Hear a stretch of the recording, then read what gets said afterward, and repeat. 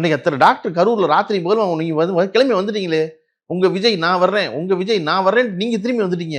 அங்க வந்தவன் பூரா டாக்டர் ராத்திரியில முடிச்சு எந்திரிச்சு இல்லையா?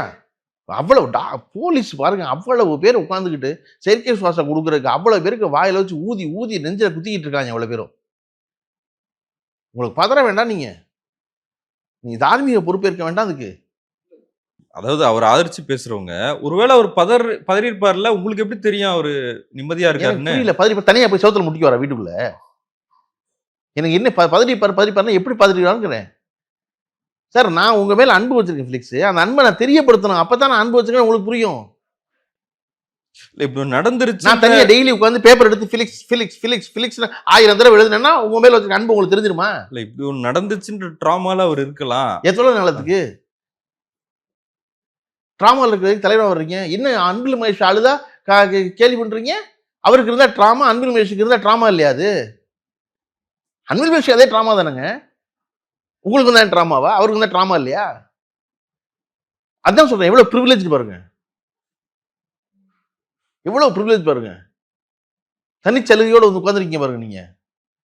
நீங்க உங்களுக்கு எதையும் காட்டிக்க வேண்டாம், எதுவும் பண்ண வேண்டாம். நீங்க 2 நாள் கழிச்சு இதே நொறுங்கலாம். ஏற்கனவே விக்ரவாண்டி செத்துக்கு 2 நாள் கழிச்சா இதே நொறுங்குனீங்க.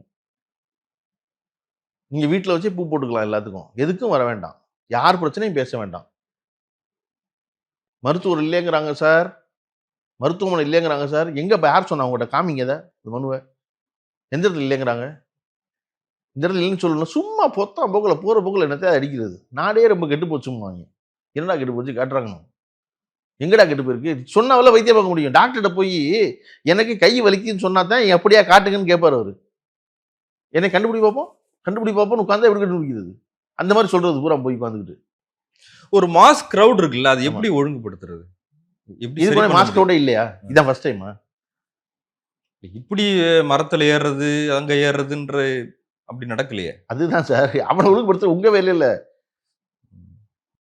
சார். உங்க வீட்டுல ஒரு புள்ள இருக்கு சார், அந்த புள்ள அயோக்கியத்தனம் பண்ணுது சார், அதை ரோட்ல அவுத்து விட்டீங்க சார். நீங்க என்ன கேட்குறீங்க? எங்க அவனை சரி பண்ண பார்ப்போம் அப்படின்னு. வீட்டில் நீ சரி பண்ணுவியா? உனக்கு பெற்று வெளியே விட்டு என்னைய சரி பண்ணுங்கிற? நீ தான் சரி பண்ணணும். நீ தானே உனக்கு காலங்களும் சீரட்டுக்கு சொல்லிக் கொடுத்த. நீ தானே உனக்கு லாஜிக்கலா சினிமா சொல்லிக் கொடுத்த. அதனால தான் ஆம்புலன்ஸை மறிக்கிறான் உன் மாவட்ட செயலர். அவன் ஆம்புலன்ஸ் என்ன சார் நினைச்சு மறைச்சிக்கிட்டு இருக்கான்? ஏதோ விஜய் படத்தோட இன்ட்ரோடக்ஷன் சீன் நினைச்சு மறிக்கிறான் சார் அவன். ஏன்னா எடப்பாடி பழனிசாமி சொல்லிட்டாரு ஆம்புலன்ஸ் வந்து கூட்டத்தை கலைக்குதுன்னு. உடனே இந்த மாவட்ட செயலாளர் அந்த ஆம்புலன்ஸ் நிப்பாட்டி கேள்வி கேட்கிறாரா அவரு? எப்படி சரி பண்ணுச்சு அது மாவட்ட செயலர்?